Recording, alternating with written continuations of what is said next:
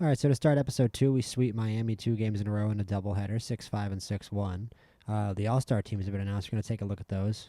And over here, you can see that some of our new draft picks have been signed. Gridlinger, Dubovik, Crossland, Caraway. We should take a look up there. I forgot to do that. And look at some of the other more interesting draft picks. Let's see if we have any All-Stars. Oh, wait, we're not on the NL, but here's the NL All-Stars.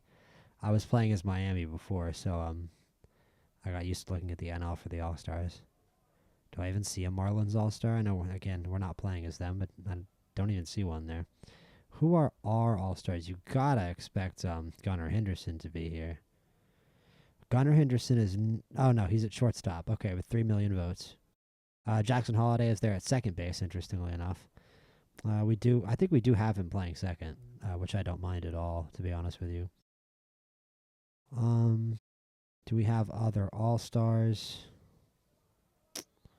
I kind of doubt we have All-Stars on the pitching side of the ball, and we just happen to not have any relievers. I feel like that's a little unfair. We have a very good bullpen, but we don't have a reliever All-Star, so that's a shame. All right, so Teoscar Hernandez wins the Home Run Derby. The American League wins the All-Star game. Let's take a quick look at the box score. A lot going on there. Cal Raleigh 2 for 2. I see Jackson Churio had 2 hits. Teoscar Hernandez, in addition to winning the Home Run Derby, goes 1 for 2. Looks like he had a home run in the All-Star game. And there's all your pitchers. And we also got a trade offer from the Milwaukee Brewers that I think, are going to take. We aren't using Ramon Arias right now. He's in the minor leagues. I'm not really a big believer in him. And Colin Tuft is an okay catching prospect who's really a better first baseman and left fielder. I'm a little sad to lose him, but I like Jared Koenig as a bullpen arm with a 4-pitch mix and good major league stats at 3.62 ERA this year, 10.3 K9. And Cooper Pratt is really the guy who made the difference here. This is a nice prospect. Really good overall bat, really good speed, good infield defensive ratings, and could be as high as a 60 at third base. Game thinks he's a 3-star. We've got high scouting accuracy on him.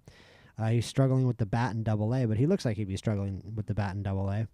But if he starts hitting, we've got a player on our hands, and I'd certainly like to take control of his development and get his hitting tooled up. So we're definitely going to make this trade and add Jared Koenig to the bullpen.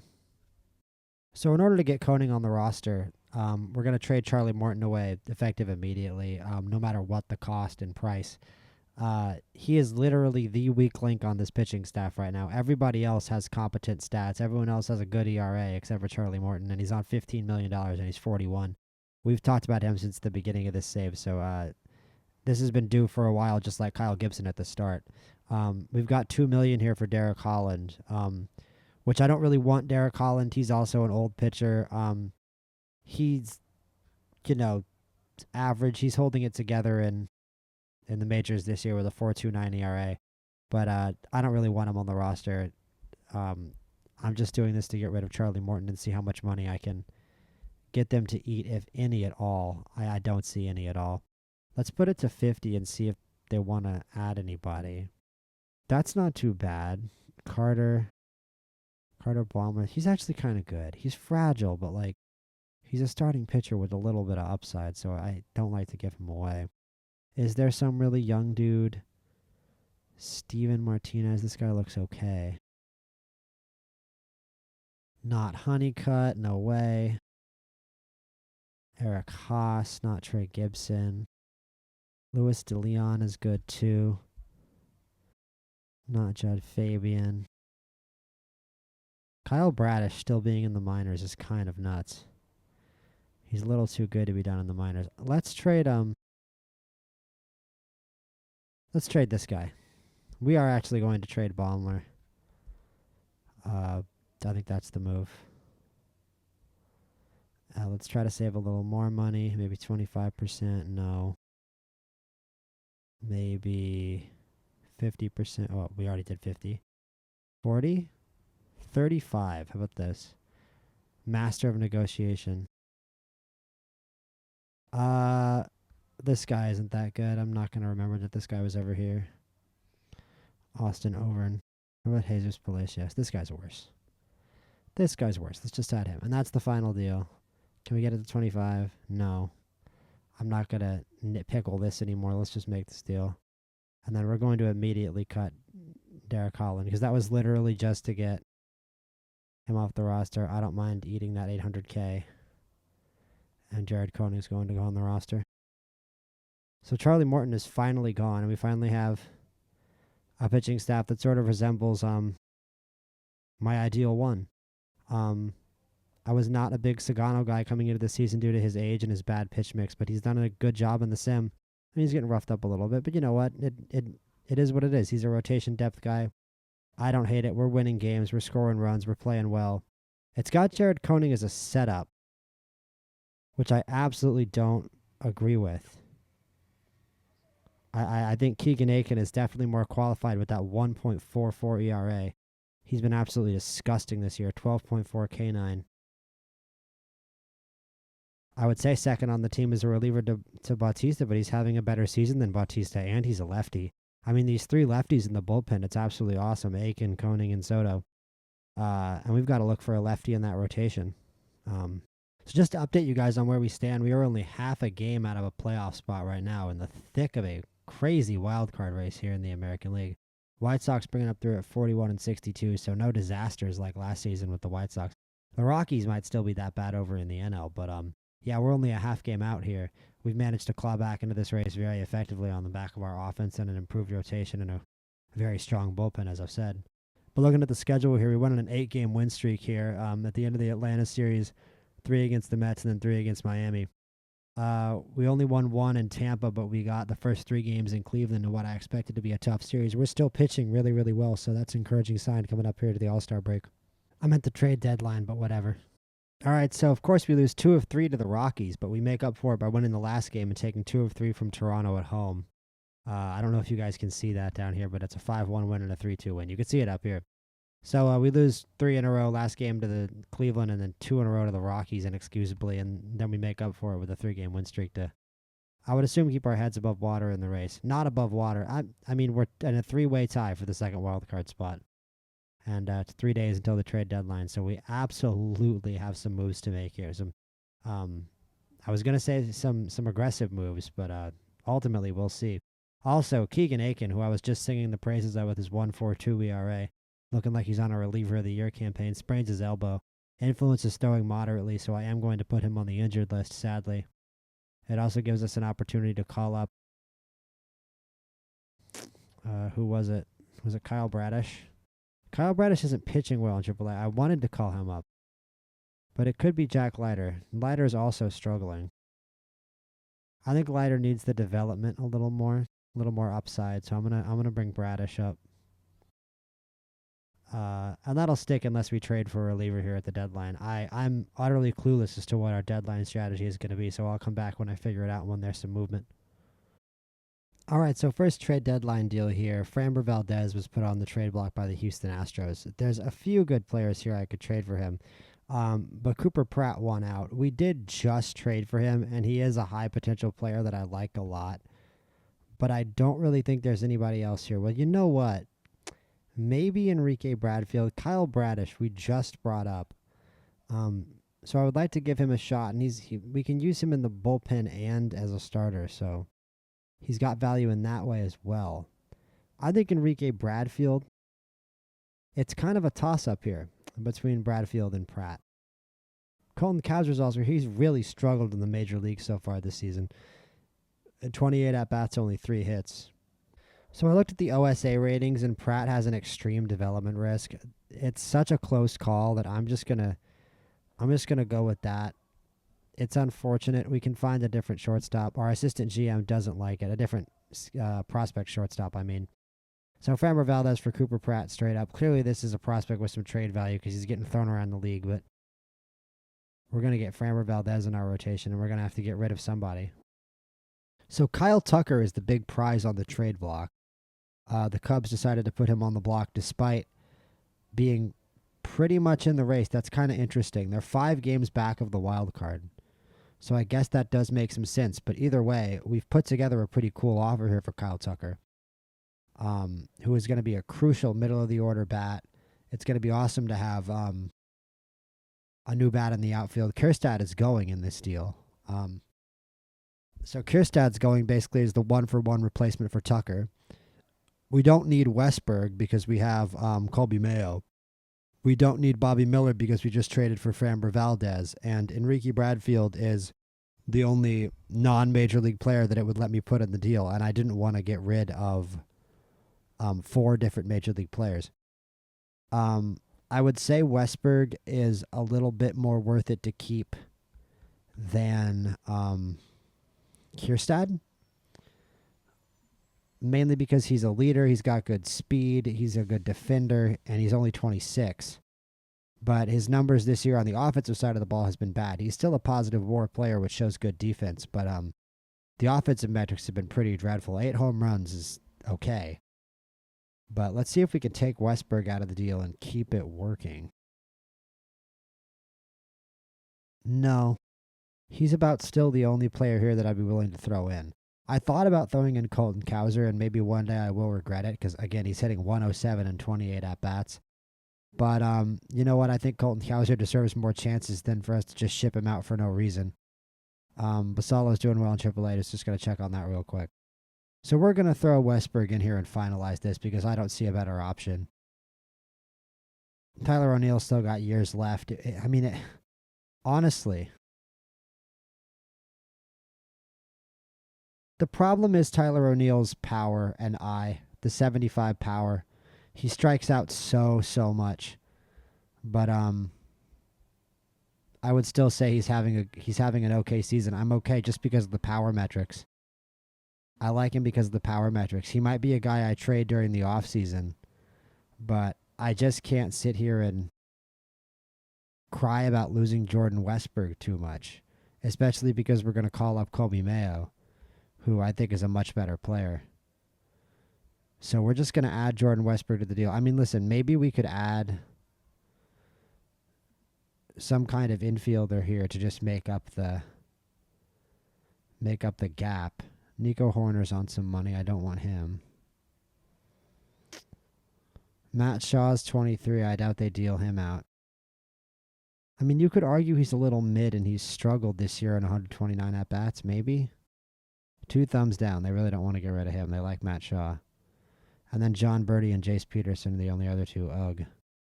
Do they have anybody down here?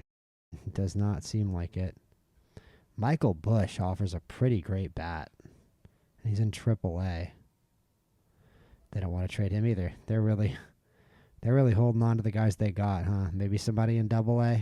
So the Cubs are really short on infielders. I guess that's why they're trading for Jordan Westberg. Trust me, there is nobody we can take out of this deal, so we're just going to have to settle it like it is. Kyle Tucker for Kierstad, Miller, Westberg, and Bradfield. Didn't talk about Kierstad. He's had an okay year, but he doesn't really get on base. Positive OPS plus. I'm sure they're happy to have him. I'm happy to have Kyle Tucker. And we did, in fact, just trade for an all-star. Our lineup is going to be a lot better with Kyle Tucker in it. Framber Valdez comes in, and to complete my evil master plan, up comes Colby Mayo for a stretch run that I'm sure is going to be very exciting. Let's take a look at this lineup. Tyler O'Neill, Ryan O'Hearn, Gunnar Henderson, Kyle Tucker, Adley Rutschman, Cedric Mullins, Colby Mayo, Miguel Vargas, and Jackson Holiday. We still got a bench of Cowser, Rivera, Mountcastle, and Haas. And Mountcastle sees struggling. Might look to move him out. He's kind of been an extra head on this team this entire year. We do love Ryan Mountcastle. I like him a lot as a player in real life. It's always fun to watch him play for the Orioles, but it seems like his time is nigh for this team, and we still have $19 million to work with. If you guys just saw that, very impressive. We managed to trade for Kyle Tucker. We still have $19 million, and we can either cut him or keep him in the offseason. Honestly, a little bit more financial flexibility than I thought I would have here in this save. And so many players on 1 year. Gary Sanchez, we haven't even talked about sitting down there in AAA. I did think about bringing him up, but I like the run Haas has been on, so I decided not to. Still hitting 270 down there like you'd expect he would. But we've got a bunch of guys on 1 year deals that we're going to have to decide what to do with. Obviously, the starting pitchers we keep. Obviously, Kyle Tucker we keep. But Mullins, Dominguez, probably not O'Hearn because he's our leadoff hitter, but Gregory Soto definitely. There's still some moves to be made and some things to think about. So I found this trade by accident. Wasn't actively shopping Kyle Bradish, but I was offered David Festa here by the Minnesota Twins, who looks like a better pitcher than Bradish at only 25 years old. Righty down in St. Paul. He's actually been pretty good in his major league time because he seems like a pretty good pitcher. Really dangerous 4-pitch mix here. 4 pretty evenly good, excellent pitches here. So we're going to bring him in. 1 second. They were also offering in the Mullins thing that I haven't showed you guys, they were also offering Brock Stewart. So we're going to see if we can throw Brock Stewart into this deal. Let's see. It would be an initiate trade. Let's see if we can put... Where is he? Wait, let's go by star rating. Brock Stewart. And it does work. Wow. So we get both Brock Stewart and David Festa. 2 pitchers for the price of 1. We probably get 2 better pitchers than Kyle Bradish for Kyle Bradish. Our assistant GM says if they accept this, they should fire their GM. And we're going to complete the trade. Absolutely awesome work from us. Brock Stewart is the only guy qualified to go up, but I'm going to bring up Festa to the show. And now we're going to go back to that Cedric Mullins deal. And the Mullins deal is going to be with the Tigers. The Mullins have another 2-for-1 for us. They're going to offer us not just Trey Sweeney, who is a lot like that shortstop prospect we just traded, but he's actually developed to the full version. So we're basically getting the fully developed version of that prospect that we traded for a couple months ago and then traded away. So we can get him back. And they also added in... where is he? 1 second, guys. And they've added in Justin Henry Malloy with the 80 I and the 60 power potential. So Justin Henry Malloy is going to come up, and he's essentially going to be our Cedric Mullins replacement. A speedy outfielder who gets on base and hopefully is reliable as all get out. Is he a switch hitter? No, he's a righty, so he doesn't have that on Mullins. But you know what? I'm not going to look a gift horse in the mouth. This is an awesome trade. And there we go, trade completed. Let's sort it out. So Sweeney heads to AAA. Thankfully he can. We've got 13 pitchers and we've got 12 hitters. I don't necessarily know that we really have the outfield covered like this. You know what? I'm going to try to get rid of Mountcastle. So there definitely is room for Justin Henry Malloy on the roster. Finding room for Brock Stewart, I think, is going to be a little more complicated. So we got a lot of offers for Mountcastle, but the only player that was sort of even and had minor league options was Matt Mervis, who's only 27. So I think that's around Mountcastle's age. Yeah, he's a year younger than Mountcastle, actually, and he's got a little power on him.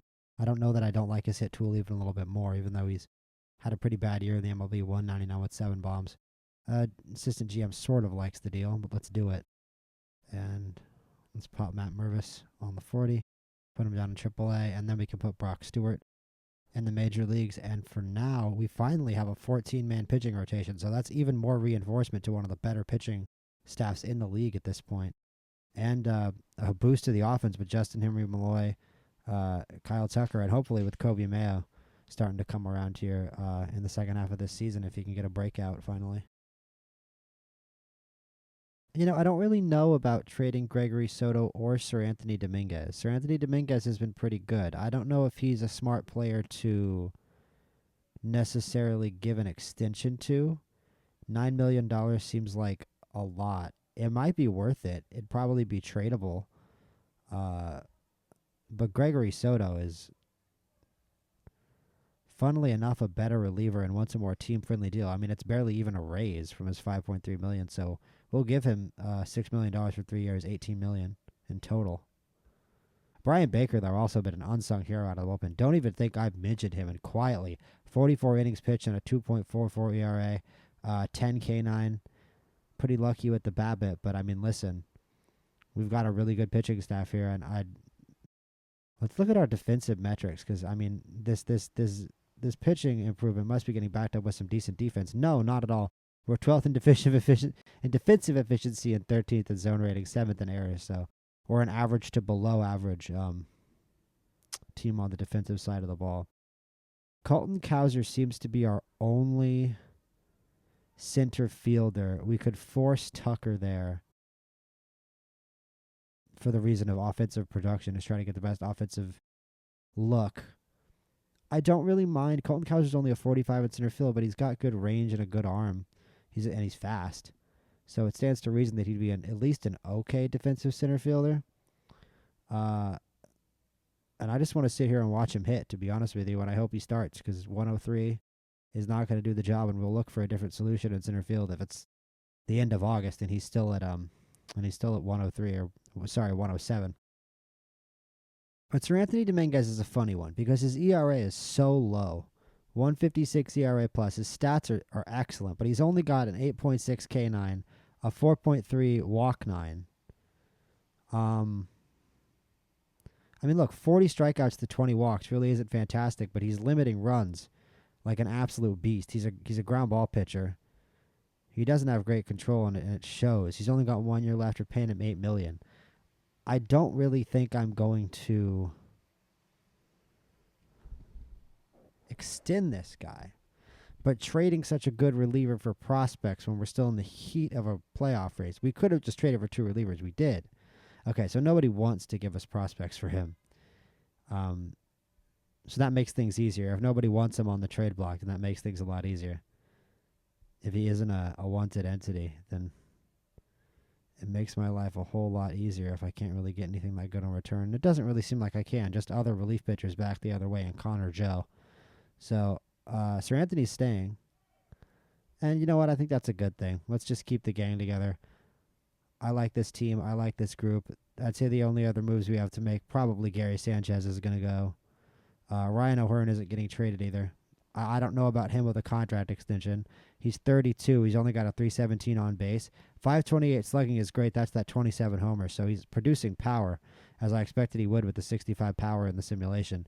But in terms of actually re-signing him, especially with the home run total he's going to put up this year, with the 27 that he has right now, I think re-signing him is going to be a big ask. He's probably going to ask for a lot of money.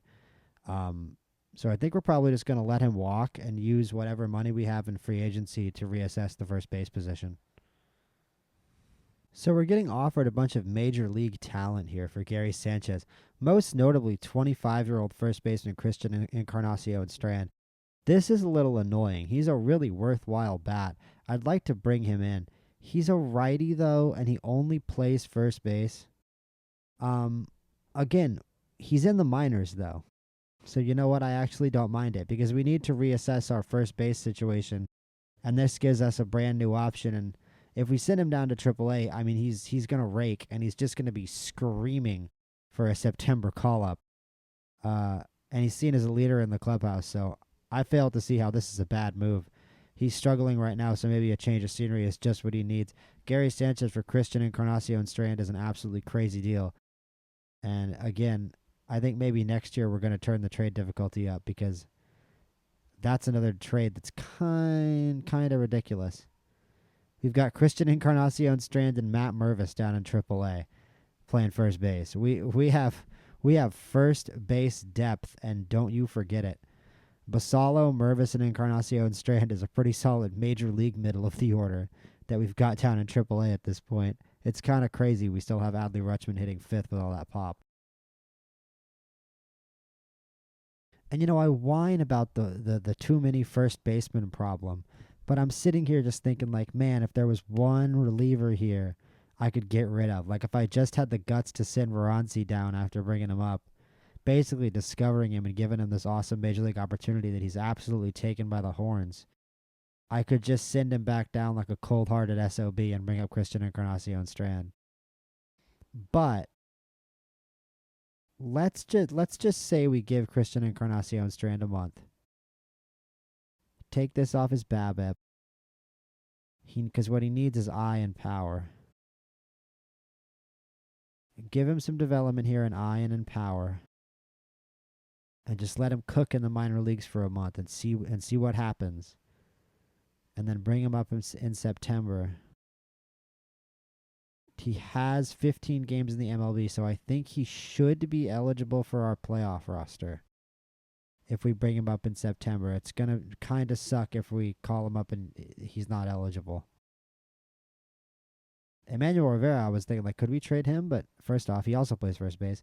But he's still in arbitration, so obviously just a late bloomer, a late starter in the major leagues, at least to be 29 still on $740K in arbitration. But I would expect that that's why he's on the roster. That's why he's here.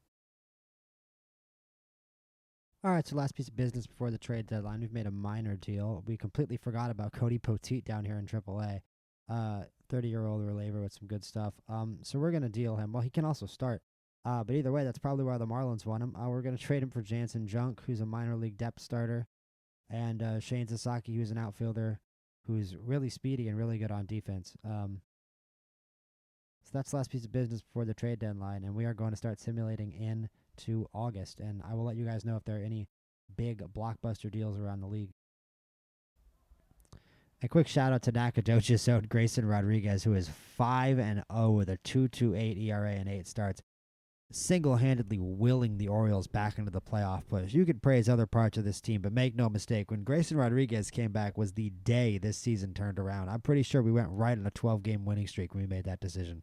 We didn't make that decision. He came back. He just stopped being injured. He was already here. Did I even really do anything? Probably. I probably did some stuff. All right, so let's start simming past the trade deadline. I will continue anyway. We did all of our moves. We did everything we needed to do. O'Hearn wins hitter of the month. Let's go. I was just looking at him. This is his last year here, and I don't think we're going to extend him. I think this is his last year in Baltimore. He's a very good player. I like the 65 power is playing well right now, but ultimately I think he's having a good year at a pretty bad time for us. It's going to make re-signing him pretty expensive and not worth it. He's playing, let's be honest, a little over his head this year, a little past what I would expect of him. And I think he's probably going to get a pretty big contract in free agency if he does go to free agency, which he almost definitely will, because this contract extension is, I'm not paying him $30 million a year, even if it's only for 4. That's just not happening. And Soto signs his extension. That's good. We got 3 more years of Gregory Soto. Awesome relief pitcher, having a good season. Really consistent. Maybe not the best guy to put in a high leverage situation, but he's a very consistent reliever. Couple tough losses there to Philly. Tight games, low scoring games. It's good that we can play a team like the Phillies pretty close. Colton Cowser only at 153 with 1 home run and 6 RBI though. That's not fantastic. Colby Mayo up at 226 with 3 home runs and 10 RBI. And Miguel Vargas is providing some power. We've got really good power throughout the lineup. That's a really important thing and an important trademark of these recent years Orioles teams, that getting Kyle Tucker has definitely helped with that. And on a much more important order of business, this was my first order of business. I forgot to do this. We are going to offer Ryan O'Hearn this extension that he wants. A little worried about this $50 million at age 32 and 33, or $48 million rather. But honestly, I really don't mind it. This team needs to spend money, and this is a really good player to put in the middle of the order. Him and Gunnar Henderson, two insanely good lefty power bats. If Colton Cowser can come around, it's going to be amazing, even without O'Hearn next year. And Jackson Holiday. I mean, so much lefty talent on this team, and it's nice we finally have a lefty starter in Framber Valdez as well, although he is going to be gone after this year. He's got a 6.3 ERA. He isn't doing that well with us, so the matter of extending him is still up in the air. I don't really know about that one. He doesn't really want too big of a pay raise, though. He's making $18 million now, and he only wants $19 million per year. So Dylan Carlson came off the IL, and instead of getting rid of a pitcher, I think I'm going to try to send down Justin Henry Malloy. Let's see if this is possible. He hasn't really had too many chances up in the big club yet. That's good. I like Justin Henry Malloy being in the minor leagues and developing his offense, because that's really what needs to happen. That eye is a very special tool, and we need him to develop that so that he can be up in the major leagues getting on base, because that's my role for him on this team. I wouldn't mind his defense staying competent, though. I don't really think we need to develop his eye, so let's put some points into defense. His eye is already an 80, which is pretty incredible, and it's going to give him a bit of a longer lease, at least on my good side, than probably some other players. Uh, having that good of an eye and that good of an avoid Ks. Oh no, never mind. I'm looking at Kyle Tucker. I'm high as fuck. Justin Timbermore is now down in the minor leagues. And Fedorowicz, okay, they put him right in the middle of the order. They put him at DH, which I don't necessarily love. Man, Christian Encarnacion Strand. Having Christian Encarnacion Strand down in AAA is kind of hilarious. We're going to take off his BABIP. We're going to put points into his eye because that needs to happen. His eye is like teetering on the brink of being too incompetent. That's just such a pain. Having a player with that great of power and that bad of an eye is a really weird thing, and I would like to keep that from being the case. Let's just pull the points off his defense as we always do, and just pull all the resources into his into improving his hitting.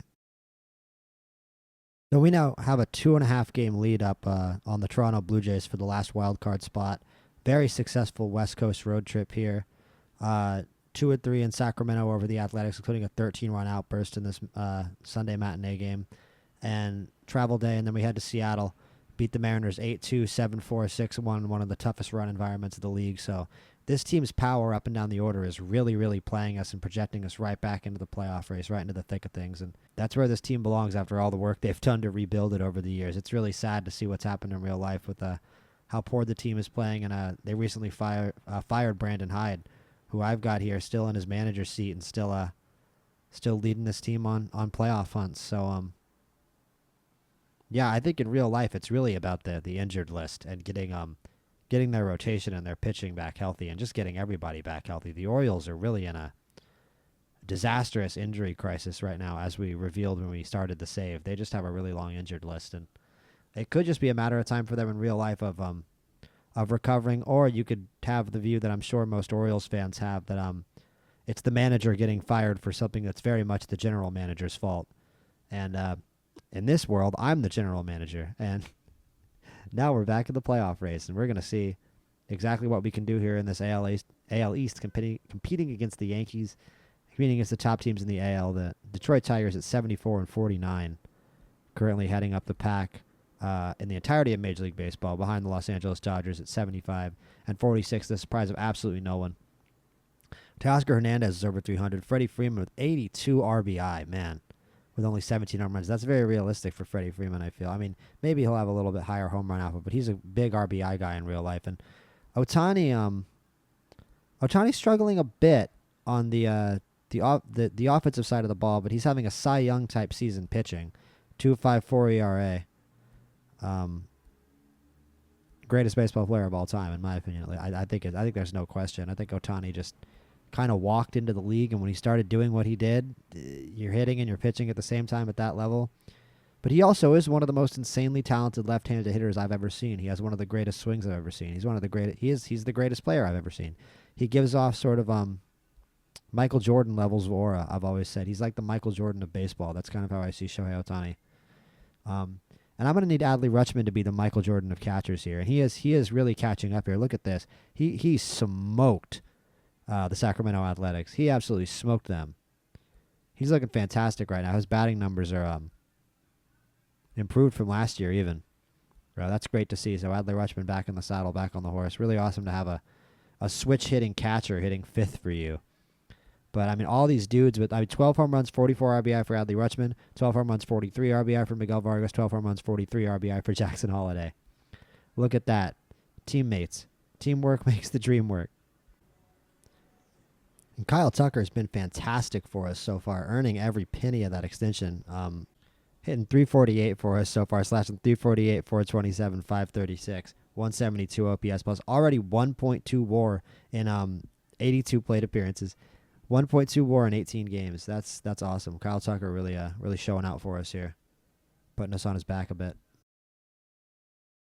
And I was starting to get a little worried there against Houston and Boston, but at home we clutch up a final 2 wins in the series against Houston, a big 9-8 win and a big 4-3 win, and now we've got a big 4-gamer against Boston right here. At home, fortunately, but this is a big divisional matchup. The Red Sox find themselves in 4th place. They're a game and a half out of ours, so we're just going to watch these happen. Let's see, game 1. It's a 3-1 loss. Game 2, 6-2 win. Game 3, 6-3 win Let's go. That's huge, and we've officially prevented them from making any ground.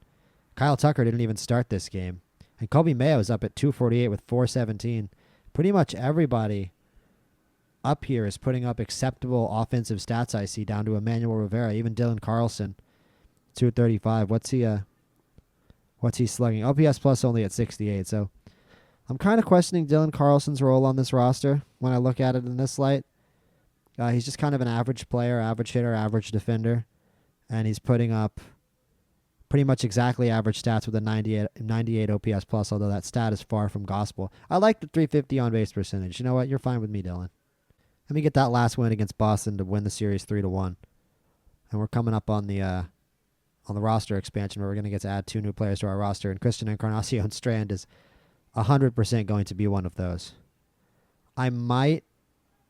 He played up in the major leagues this year, so I would say he should be eligible for the playoff roster. I don't really want to be wrong, but he isn't performing well enough in AAA, 196 batting average, for me to really be like, oh, he needs to come up. We need to get him up and make sure that he can be on the playoff roster. I think this team can hit in the playoffs without Christian Encarnacion Strand, to be honest with you. Our offense is good enough right now that I'm not sitting here saying, like it might have been earlier in the season, that we desperately need Christian Encarnacion Strand to improve our roster. I mean, remember how I reacted to that Jack Leiter trade? We were able to make that Jack Leiter trade. I mean, he really isn't developing that well. He's getting lit up in AAA, and he might not really turn into anything. So that's kind of one of the first setbacks we've had on any kind of player. I feel like everybody else that we've brought up to the team, everybody else we've brought in has kind of been a success. But the Jack Leiter trade, I mean, maybe there was a reason why Texas wanted to get rid of him. Well, we fly out for another West Coast road trip. We lose 2 of 3 to the San Francisco Giants, as you can see right here. Didn't really score many runs. That's another tough run environment in San Francisco. And fortunately, we still have a 1.5 game lead on the Boston Red Sox. And that 4-game home series where we won 3 of 4 still looms really, really large over this playoff picture. At least until the positions change a little more. We're still in a dead heat with Boston for sure. We have a pretty up and down schedule here for the last month. You'd like to see the Pirates. This San Diego series is going to be pretty even, pretty contested. I like that we have the Dodgers at home, but I don't like playing the Dodgers, of course. Toronto should be interesting. How are Toronto doing? They're in 4th. I would say we should be able to handle Toronto, but that's going to be another big series. Then we get a little reprieve here with the White Sox, but I mean, if we drop even one of those on the road, I'm going to be mad. And then I really don't like 7 games out of our last 10 against the Yankees. I really don't like that. That does not bode well for, honestly, for us making the playoffs. If we're like 500 here, if the Red Sox even play slightly above 500, that they're going to be breathing right down our neck, and these 7 games against the Yankees are just going to be the season, probably. I would highly expect that by the time we get to these games against the Yankees, it's just going to be season defining, whether or not we make the playoffs defining. I'm not even going to start to hypothesize about how that would affect the division race. We're 9 games back. I'm not looking at the division. I'm looking at the wild card and the wild card only here. I'm going to call up Cameron Weston. He's going to be the other call up to the now 28-man roster here at the beginning of September, along with Christian Encarnacion Strand. I didn't want to call up Jack Leiter. I don't really think he's going to do that well in the MLB, and Weston is more of a garbage time reliever. It's going to be interesting to see if they actually give Strand a starting spot in either of the lineups. They don't. He's a bench bat. Okay. It's kind of weird to have another situation where we've just got just another first baseman. We've had too many first basemen the whole season, but Rutschman, not Rutschman, but Mountcastle is gone, so Strand just becomes that backup first baseman who can only play first base. It's kind of frustrating. Most teams today, if you got a first baseman, he can play. If you got a backup first baseman, he's somebody who can play other positions. And Dylan Carlson is still holding on here. I kind of like Alex Call more. I think Alex Call is a slightly better player than Dylan Carlson. But I mean, look, he's not even starting in the minors. I'm going to send Jordan Adams down to AA. I don't know what its thing is with Jordan Adams. I want Alex Call starting for this team. There you go. Okay, good. Let's put Dylan Beavers in Double A because I think he'll actually hit better in Double A, and I want him to develop. These Triple A rosters can get really crowded, so it's nice to sometimes move guys down. This guy should be in High A, not even Double A. This guy's really struggling to develop here in Triple A because he's not getting playing time. All right, so that's it. Pretty simple call-up. Shouldn't have that much of an effect on the roster. I'm more worried about those call-ups having a negative effect on the roster than a positive one, unfortunately. That can happen, especially when you're in a really tight wildcard race. You're just worried that the two kids you brought up are just going to mess up and throw a wrench in things because this team has been excellent, honestly, since we started this game. It was a bit of a struggle to end the month. You don't like those 2 losses to Colorado in July. You don't like all these losses here in August, but these are the dog days, man. This is a tough part of the season. We're playing some really good teams here. I mean, I don't see the A's probably the worst team we play the whole month. Other than that, it's pretty stiff competition. Even the Giants are a good team, especially to play on the road. So this is going to be a tough month of September, and I honestly kind of have no expectations. If we don't make the playoffs, I said back at the beginning of the season, before all of this, before Grayson Rodriguez came back, before our hitting turned around, that I didn't expect to make the playoffs this year and that this save is about next season. So I don't mind at all not making the playoffs, but I'll still be very disappointed, and I very much want to give you guys an episode 3 centered around a playoff run rather than an off season. And Cameron Weston sadly doesn't even get to pitch because Keegan Aiken is back with his 1.42 ERA in 46 games. So he got one of the stalwarts of our bullpen back. Awesome development here to start September. Even though we dropped a game to San Diego 6-0, and Cameron Weston's only game sitting out in the bullpen with the boys. And that sucks. We get swept by San Diego, and now we have to go to L.A. We are now a game and a half behind Boston. Boston swept. Oh, no. And a big 2-0 win against L.A. Wow. Sagano, of all people, 7 innings. I mean, he's had a good season. Why am I saying of all people? He's 11-9. Gotta love a control guy with a lot of pitches. It's kind of crazy with this many minus pitches that he's got, that he's having the season he has. But veteran know-how, and he's a max effort guy, so highly respected throughout the league. And then Koenig and Bautista, that's a shutout of the Los Angeles Dodgers on their field, and it's a 7-4 win. Wow. And we lose the last game, as it seems like Aiken blew that one coming off the IL. He gave up 1 run. Cano had a brutal outing. 0 innings pitched, 3 earned runs. And it looks like it was Max Muncy that did most of the damage. Nice win against Pittsburgh in 10. Another win. And we do our job okay. We beat Pittsburgh 2 out of 3. I don't like that last loss there, as we give up a run in the 9th. It was Koenig who lost it. I mean, our bullpen ERAs are so fantastic. It really stinks that we have to lose close, low-scoring games like that to bad teams, but baseball's baseball, huh? And now it's time for a crucial divisional matchup on the road in Toronto. We've got a 1-game lead on Boston. It would be absolutely nuts if we were playing them, but we don't play them again this year. No, we don't. Imagine an early October series against Boston. Oh, man, no, thank God that's not real. It's a first-game defeat, 7-5. 20-2. Hey, listen, we didn't like losing game 1. And we've got a half-game lead. Man, we've got the Astros, the Red Sox, and the Blue Jays right behind us. But I mean, listen, we've got a game behind us, and we just beat them 20-2. How you like that? Why would I doubt this offense for one solitary second? Why would I doubt this offense's ability to do its job for one solitary second? How you like 7 in the first, 2 in the second, 6 in the third? What is that? It's 15-0 in the third inning. It was 15-0 in the third. Framber Valdez was just chilling. Out there today. He had no pressure on him. How you like pitching with an 18-run lead for most of the game? Put in Soto at the end. It would have been an even bigger flex if Valdez had gone the full game. It was Jose Barrios who gave up all those runs. Big shock. And Jose Urena. Wow. I wonder why. These are 2 pitchers that I honestly am no longer the biggest fans of in real life. I think they're both, the game pretty much accurately sums it up. Average to below average pitchers, and we absolutely tee off. So Great offensive performance there, and watch us drop Game 3 to Spencer Turnbull. And that is exactly what happens. We lose Game 3 to Spencer Turnbull to now fall out of a playoff spot by half a game. And we're going to Chicago to play the White Sox. And if we do not sweep this series, I am going to have an absolute conniption.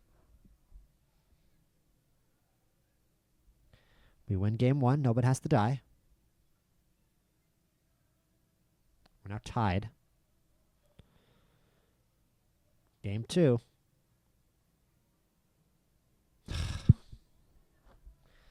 5-4 loss. Guarantee you we're out of a playoff spot. Yep, we're a game behind the Blue Jays. The Blue Jays are on a winning streak. After we beat them 20-2, that just pissed them off. And now they're out here stringing off wins. Jared Koenig blows another game. Karinchak shuts us down. Do the White Sox low-key have like a decent bullpen or something? No, not really. Not really. I don't know why we couldn't hit that bullpen, but we just couldn't. Lots of overs. Holiday with an over in the middle of the order. He's hitting fourth for some reason. I guess Gunnar couldn't go. Maybe they put him at shortstop. That's what it seems like happened. Okay, so I guess Gunnar didn't play in this game. That's why we lost it? Yeah, Gunnar Henderson didn't start. Come on. Really? We just don't start Gunnar Henderson in a game that we literally need to win? Dude, the fans on Twitter have got to be livid.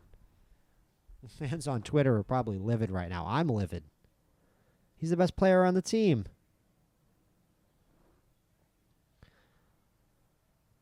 And I'm just thinking about, you know what? Here. Jackson Holiday's going to lead off. I'm sick of Tyler O'Neill leading off. If we want to give this offense a jump boost here at the end of September, we probably should have done this sooner. Okay, for the love of all that is holy, beat the White Sox. Thank you. 9-5. They didn't hit Holiday leadoff. I told them to hit Holiday leadoff, and they didn't hit him leadoff. Well, Gunner's back, and he's got 4 RBI. I would say he made up for that lost game, but he didn't really. We needed to sweep the White Sox there.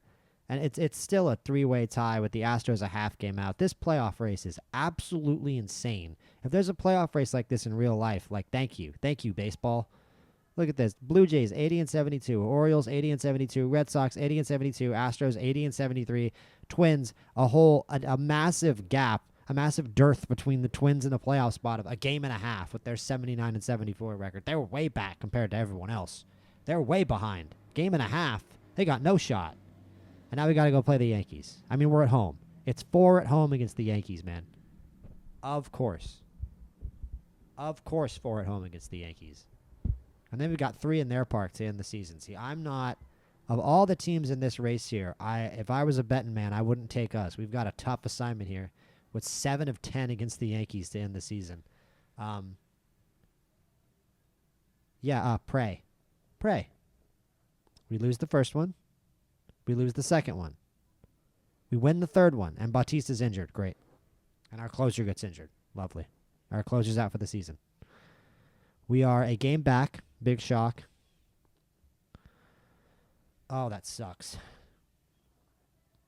That is how the cookie crumbles, man. That is how the cookie crumbles. That feels like a bit of a death knell to me. I hate to be too negative. We don't have a really plus relief arm in AAA, which actually is something that I can say sometimes in this game. A lot of times I do like to keep a really good, usually somebody without good control and just a ton of stuff as my closer in AAA, and we don't have somebody like that. Chase McDermott, I guess, has okay stuff, but compared to Bautista, so weirdly, I think Jack Leiter is the guy I'm just going to bring up. He's the best pitcher we have down here in the organization, and we're just going to have to hope that we go out there and outplay the New York Yankees like 5 times. And we outplayed them there. Oh, yeah, we outplayed them there. 17-3. O'Neill from the cleanup spot as we blow out New York. Tyler O'Neill, 4 for 4 with 3 RBI. Henderson, 2 for 4, scored 4 runs. Tucker also scored 4 runs. Massive nightmare of an offensive performance for us right there. Look at all the home runs up and down this lineup, man. This is such a dangerous lineup. It really is. It's crazy that, we look at the standings and we're still in 4th place, and we're still a game out. These other teams with all these easy schedules, it really doesn't benefit us to have such a hard schedule. Tampa are the last place team. They're 21 games out of first place. So again, it's a series where, are we at home? We are at home. We need to sweep this. We need to sweep this series. I will be disappointed if we don't sweep this series. Like, this is the interim between us playing the Yankees. We got to take it to these guys. We got to take it to Tampa, no question about it. First win, that's nice. 7-3 win. Love to see it. Koenig gets a save too, making up for some of those blown saves. And Rodriguez, who's just been the ace for us all year, shoving with another great start. And McClanahan is a tough arm. So this is going to be our tough assignment this series. Hopefully they don't bench Gunnar Henderson again. Let's see. Ooh, 3-0 win. We win a clutch pitcher's tool over McClanahan. We get to him for 2 runs, but that's enough. And Encarnacion Strand, wow. Encarnacion Strand with a homer off McClanahan in the 5th inning. 0-1. It was a solo shot, but still impressive. Christian Encarnacion Strand now with 2 home runs, hitting .333 out the bench. Maybe we will have him on the playoff roster. If we do make the playoffs, it'll be really interesting to see what this roster looks like. And, yeah, we are a game out of Toronto for that last wild card. We're still a game out. There's a little more separation now. Houston is 2 games behind the Blue Jays. Oh, no, I'm sorry. Maybe it is the 3rd wild card spot. Maybe I'm crazy. Okay, yeah, wow. So I'm stupid. It's 3 per league. I don't know why I was looking at it like it's 2 per league. It is 3 per league, so we know that for next year now. Feel a little dumb. So these 2 teams are guaranteed a playoff spot, and it's us and Minnesota fighting for the final one. So we're not a game behind the Blue Jays. We're in a playoff spot. We're tied with Minnesota. Red Sox is a game back. The Astros are 2 games back. That's too many teams. I would rather the Blue Jays be the last one, but I guess it makes more sense. You got 3 division winners, 3 wild cards, so you get 6 teams in each league. Yeah. There's the sweep that I needed. There is the sweep that we needed. And we're tied with Toronto now, not with the Twins. The Twins drop a game. And the Astros are in trouble 2 games back. Looks like they're about to get eliminated. But we've got a tough 3-game series here in the Bronx against the Yankees. I mean, the Yankees have nothing to play for. They've already clinched the division. So hopefully we can show up and get some wins off of them. I thought that said the Rockies were 33-106. I'm like, that's not as many games. 53-106 is still a horrific record. And the wild card race is also not decided in the NL. It's also a crazy bloodbath in the NL. The Giants and the Diamondbacks are represented in the West, having really good years. Diamondbacks having a great season. And the Braves and Phillies are having to scrap it out for the final wild card. The Nationals are sort of the team that got the short stick in the NL East this year. Somebody's got to get the short stick. Whether it's going to be the Mets, the Phillies, the Braves, who's going to blow it basically in that division. And it was really just a 3-team race here. The Mets, Braves, and Phillies had good seasons, and the Marlins and Nationals did not.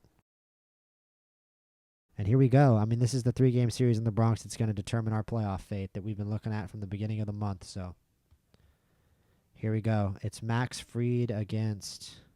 Whoops. It's Max Fried against Sagano. So let's see. We dropped the game 5-1. And I just look at this. It's a 4-way tie. 2 of these teams are going to make it. But it's a 4-way tie for 2 spots. And we have to play the Yankees. Marcus Stroman against David Festa. I guess David Festa is in the rotation. I honestly say maybe I do trust him more than Dean Kramer. Yeah, he's got 10 starts, 3.67 ERA. Festa versus Stroman. Crushing defeat. Absolutely crushing probably season-ending defeat. Yeah, we're a game out. It's the Blue Jays and the Red Sox now. And we literally have to win this last game. It's Grayson Rodriguez, but it's out of our hands, unfortunately. It is out of our hands now after that loss to New York. As Cody Bellinger and Austin Wells and a little bit of Paul Goldschmidt sink the knife in. Roderick Arias, or some prospect they called up, 2 for 3 with 3 RBI. He struck out 3 times, but he still had 3 RBI. And David Festa did not have a fun start. And Sir Anthony Dominguez also got roughed up out of the bullpen. Tragic scenes. We win the last game, but Grayson Rodriguez gets injured for 6 weeks. Adley Rutschman also appears to have gotten injured in that final game. And it's still a tie for the playoff spot. So I wonder how they're going to determine it. It's a three-way tie between the Red Sox, the Orioles, and the Blue Jays for 2 spots. I'm not quite sure how this is supposed to work. It seems like they would probably schedule a playoff for us. Okay, we just made the playoffs. I don't know how that works. That last game was insanely clutch, that 6-2 win. We got to look at it now that it clinched us a playoff spot. It looks to me like it's a 3-way tie. I don't know how it... Did the Red Sox make it? Doesn't look like it. So the Red Sox just got the short end of the stick because fuck Boston. Okay, cool. I agree. I agree with this game's logic of the Red Sox don't make the playoffs because fuck Boston. I completely agree with that. So it's us in Toronto. Lovely.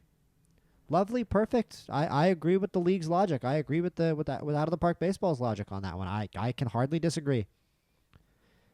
So it's us and the Guardians to see who. I mean, let's be honest. I don't have the most faith in us to beat the Yankees after that. After our performance against them late in the season, we gave them a run. We gave them enough of a run for their money to make the playoffs. But we're down Grayson Rodriguez. We don't have our ace for the playoffs. So it's cool that we made the playoffs, but I'm hardly encouraged. Also, we're short Adley Rutschman, and I don't know. Samuel Basallo cannot be eligible for the playoff roster. There's no way he's eligible for the playoff roster. He hasn't been up. So yeah. So unfortunately, we lost the last week of the season. My computer crashed, and we had to resim. I managed to get it back to a point where it's pretty much the same on our side of the ball. We're 87. Well, sorry, we're 86 and 76. We've got to play the Guardians to get to the Yankees in the division series. The other side is the Blue Jays and the Mariners. The Red Sox didn't make it. I'm not sure if the NL is any different. Rodriguez, Rutschman, and Bautista are all still injured, so I'm not really in love with our chances. But what we're going to do is we're going to look through all the team stats. We're going to look through all our stats. We're going to look at the league leaders, and then we're going to, in the episode and in the start of the next episode, we're going to play the playoffs and see how we do. So, all right, so we're looking at stats. Let's start with Adley Rutschman, who is on the injured list, unfortunately, and won't be available for the playoffs. 234, 324, 382, a 100 OPS plus, but 2.7 WAR because he is an excellent defender, even though his attributes might not suggest it as a scouting report, rather. Only 56 RBI. I'd like to see that be higher, but I think we had him at the bottom of the order for a significant portion of the season. He was hitting he was hitting fifth at times, but he didn't even strike out 100 times. So he's a very productive player, and he definitely started out with some rough offensive numbers at the start of the season and pulled himself out of a rut. So Eric Haas was the pickup of the year, though. Absolutely fantastic season. 11 homers off the bench after we picked him up off of waivers. How's this for power? 259 isolated power for Eric Haas, almost as high as his 265 batting average. What a season off the bench for Eric Haas. It's going to be interesting to see who starts for us in the playoffs at catcher, Eric Haas or Basallo down in AAA, if he can come up. I'm curious to see what our catcher situation is going to look like.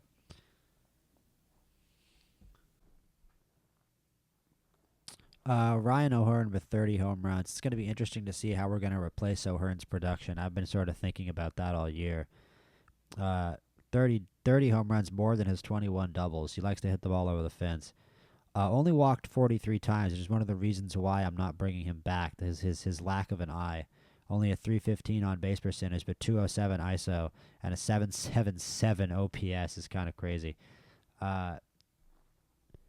Very productive player across the board and a lefty bat.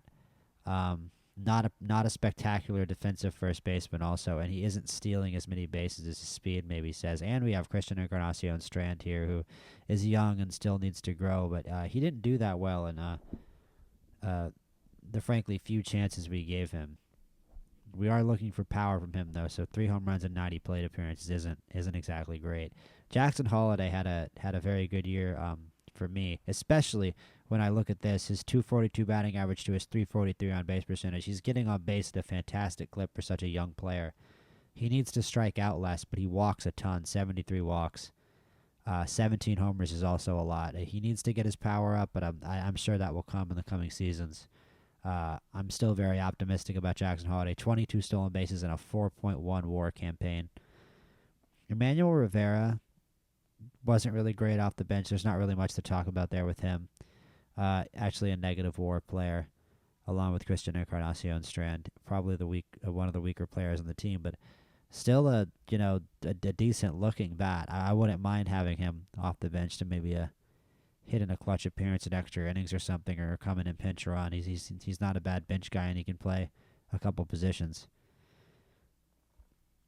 Colby Mayo had a more productive rookie campaign than you thought he would. He was struggling a bit at the beginning, and I was criticizing the Orioles for bringing him up too early. I still think they might have, but we got him down in AAA, let him hit a little more, let him feast down there, and then we brought him back up, and 10 home runs, 26 RBI. Walked 55 times, which is tremendous. Oh, no, sorry, I'm looking at Gunnar. Never mind. He walked 18 times. So, yeah, he can get on base a little more. Never mind. He doesn't get on base that much. 316 BABIP, but 1.4 WAR. Not bad. He had a decent campaign for a brand new rookie who was struggling at the beginning for sure. Now let's look at Gunnar. Gunnar, yeah, 55 walks. 272 batting average, 272, 334. 493 slug is nice. He hits for a lot of power, and he's a great RBI guy. 87 RBI is really the highlight here for Gunnar Henderson. He's for sure. I mean, I call him the best player on the team. He might still be. Kyle Tucker is going to give him a run for his money, though. Kyle Tucker, I mean, we were trying to go by position, but it's not going to be too long before we talk about Kyle Tucker and Tyler O'Neill. They're really sticking out here. Miguel Vargas had a good season, especially again, we have a lot of guys who get on base and a lot of guys who can put the ball over the fence. It is kind of crazy how far Miguel Vargas falls down the pecking order, especially with those 32 doubles that you love to see. Gunnar Henderson also with 43 doubles, man. Tyler O'Neill does not like hitting doubles. He likes hitting home runs. 32 home runs to his 16 doubles. 87 RBIs for Tyler O'Neill. Look at Tyler O'Neill with the 23 stolen bases. Tremendous player. 221 batting average is a little low, and I don't like the 209 strikeouts. But we got him for a couple more seasons, and I don't mind it. He can really hit the ball over the fence, like I said. Colton Cowser also with 11 homers. A guy that, and the 350 on base percentage for Colton Cowser, 132 OPS plus. You got to have a lot of optimism here about Colton Cowser. And finally, we get to Kyle Tucker, 28 homers, 94 RBI, 265, 366, 841 OPS for 139 OPS plus, a 5.6 WAR player with 26 stolen bases. And one thing that I really liked here is we really steal bases efficiently. I'm not even sure what our base stealing strategy is set to, but whatever it is, it's good. Jackson Holliday, 22 stolen bases with 5 caught. Tyler O'Neill, 23-6. Kyle Tucker, 26-4. And Gunnar Henderson, 30-4. Gunnar Henderson is a machine of a player. He can do just about everything. Henderson is, in fact, dedicated to his craft. For a player with 5-star potential, so he could even get better. He's 24 and on $740,000. I mean, it doesn't matter how bad the Orioles are doing right now. That remains true. The Orioles still have Gunnar Henderson on $740,000, and he's still only 24. Talk about a lefty hitting shortstop. He used to play third base, no? I mean, man, yeah, that's the best player on the team, and that's a very good player to be the best player on the team. That's a great player to build around. Him and Grayson Rodriguez. I just wish Grayson Rodriguez wouldn't get hurt so much. And him and Kyle Tucker, it's just there's a reason why I'm not really sweating losing O'Hearn too much. We're going to be really free to see what we want to do at first base with a lefty or a righty bat because we have so much lefty talent in this order with Henderson, Tucker, and Holliday just to begin with, and Colton Cowser. And then you've got and Rutschman's a switch hitter.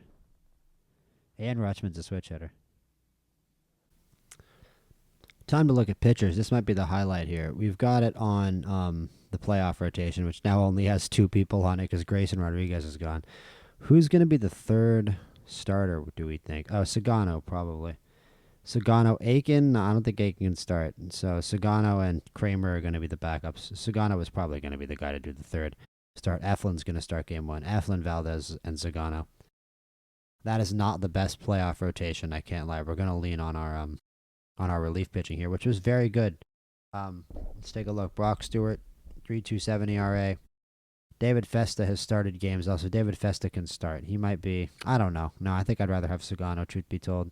And yeah, we don't have Bautista to look at. Bautista definitely led the team in saves. Well, let's go to the injured list and take a look at Bautista. Bautista with a 2.45. How many saves did he have? 33. 33 saves and a 2.45.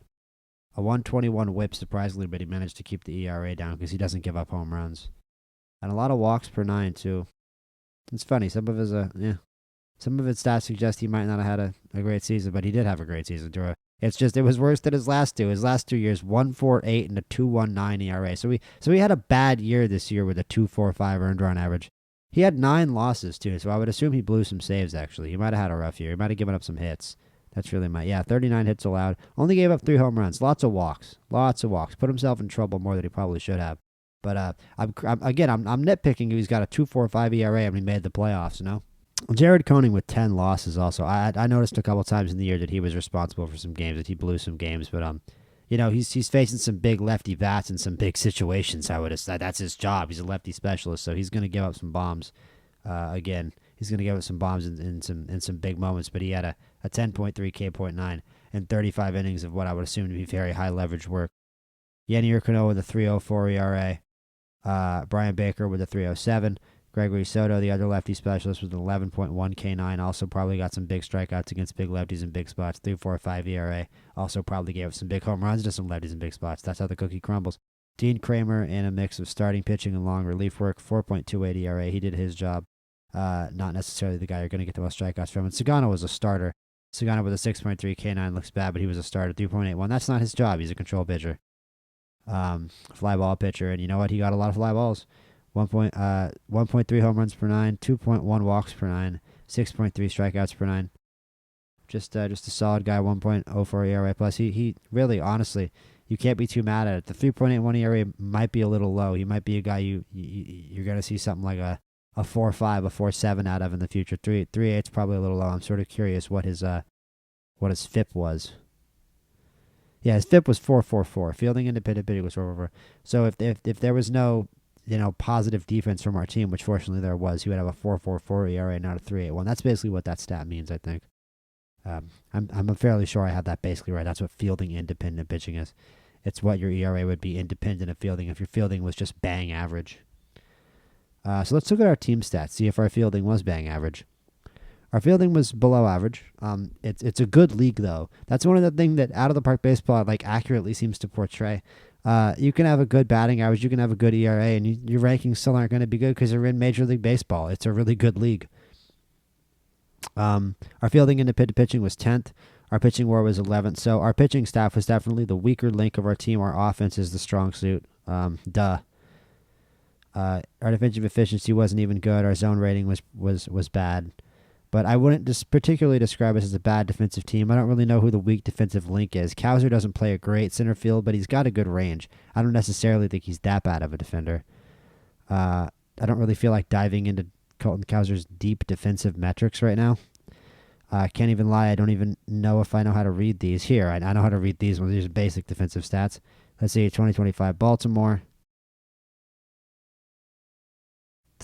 Zone rating 0.4. I mean, 1.044. Yeah, it seems like he's about an average defender in center field. Probably not the biggest sample size in the world there. But his stats definitely don't stick off the page in center field. Jackson Holliday is a good defensive second baseman. Kyle Tucker is good in right field. Gunnar Henderson is okay at shortstop. He's got good range, turns double plays well, and has a good arm, and he's also Gunnar Henderson. Ryan O'Hearn isn't a great defensive first baseman. That's a spot we could improve on. Kobe Mayo is also not the best defensive third baseman by any means. Not a great range. He's got a good arm. He's got an arm for third base. So I don't necessarily mind it if he can really produce offensively, which I'm confident in the future that he can. So we definitely are lacking at defense in a few spots. And yeah, Vargas also isn't the best outfielder. So I guess we could use a little bit better of a defensive outfield to help the pitching in the future. But the offense is one of the best in the league. We're consistently third and fourth, which if you're third and fourth across the board, and especially when you're second in home runs and first in stolen bases, which I talked about earlier, we're also fifth in base running. We run the bases very well. We hit very well. We go station to station very well. We work counts, we work pitchers, and we hit the ball over the fence. This is a very productive offense. Double-digit home runs up and down the lineup. Everybody in the lineup can put the ball in the seats. We're just a dangerous team. And that's the truth. Defense wins championships, pitching wins championships, and, offense wins championships too. It's good baseball that wins championships. I'm not confident that we have the pitching to do that, to play good baseball in the playoffs, but we definitely have the hitting to challenge any team that we play against.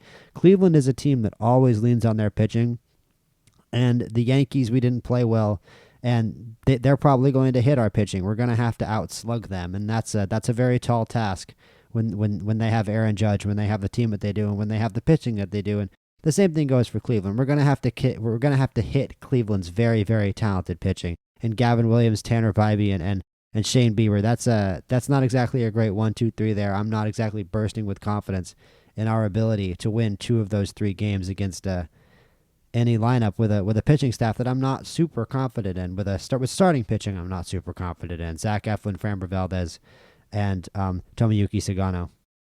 I really wish that we had Grayson Rodriguez. We're also missing Felix Batista. I'm not sure who we're going to go to. I'm going to be managing these playoff games, and I'm not really sure who I'm going to be going to in those big clutch situations. But guess what? In the next episode, episode 3, we're going to find out, and we're going to play the playoffs. And hopefully it's a longer episode. And we don't have to go into the offseason at all in that episode. Drawing a little hard on the screen because I love you guys with my cursor. And we're going to be back for episode 3.